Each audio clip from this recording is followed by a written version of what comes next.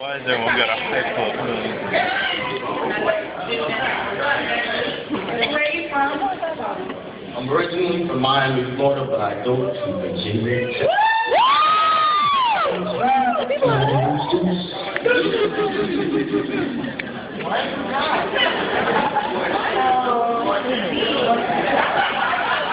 I'm doing a poem I wrote after watching a movie. The movie was entitled Seraphin, and made me feel some kind of way. And as you know, some of you guys may or may not know, I'm a storyteller and also a poet, so I'm going to express myself with my poem entitled Freedom, Freedom, Freedom. Let's clap it up for Moises.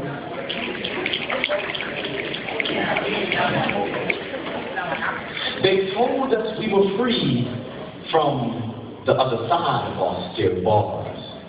Freedom as a philosophical concept we refer to free will, the ability to choose one's own destiny, that one's actions are not predetermined. Liberty, the ideological concept of having the right and ability to do as one chooses.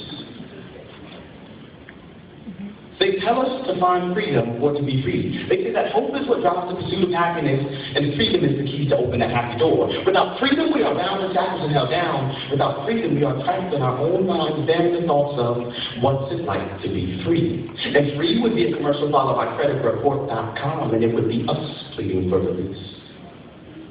Freedom, freedom, freedom.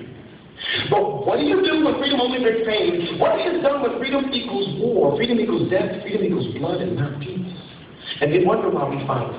They wonder why our eyes are cold and our glance shows no fear. It is because we are the keen memories of a past that oppression is pain.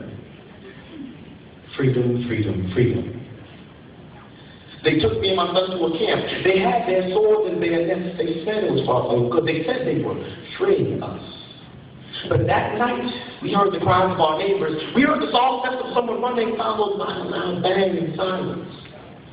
We heard the silence interrupted by a family screaming and crying, only to be silenced with another round of shots. How am I to know that we are next? And if I do survive, what do I tell my son? Freedom, freedom, freedom. At 7 months, I went out alone at night to get a small meal, something to eat to stop them from kicking and my stomach from growling, and I knew I should have been out there, but I was. So when the patrol stopped me, I was terrified. I began to cry as they said, "Come here, come here." When I got close enough, they began to beat me. They began to kick me in my stomach, and the pain hurt more than my hunger, and after what seemed forever, they stopped. They spit on me.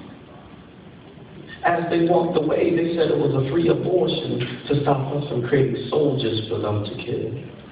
And only one of my twins survived. Freedom, freedom, freedom. I was there,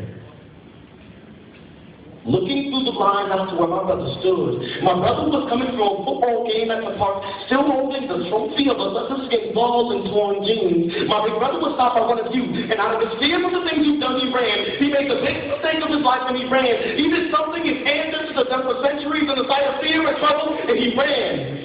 He ran to his only sanctuary, the only place he thought he would be safe. He ran home. But by the time he got here, the one cop turned into what seemed thousands with helicopters and blinding lights, all holding those two-handed guns. He looked at me, I know he did, looked right into my eyes. He turned around to face his enemy, but by now he was sweating and crying, so when they screamed, "Hands up," he hesitated. I looked through the blinds at Big Brother, wondering what he's done, or if he'd ever come back and sign and turn off those blinding lights. It wasn't until the second chance. He threw his hands in the air and his trophy flew through, but they thought his trophy was something else. They yelled, "Gun!" They sprayed him with pain and pain, and after what seemed an eternity of ear blistering noise, everything settled to a thick cloud of gunpowder.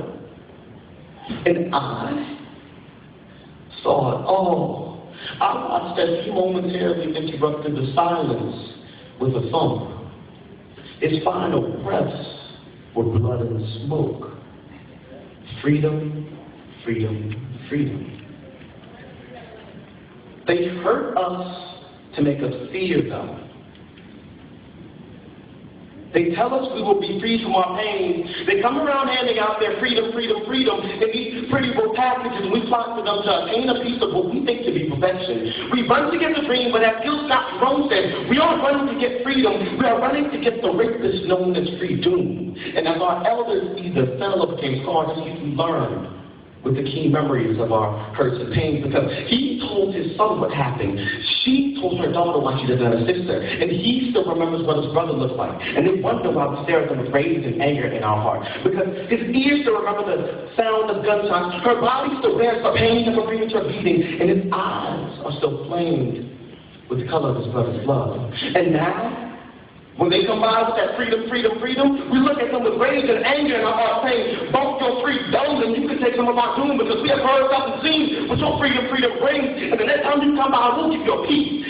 And we'll give you a little piece of our own, and it's also called a piece. And after you fall to the ground and become free, you'll pray you would have kept your damn freedom to yourselves.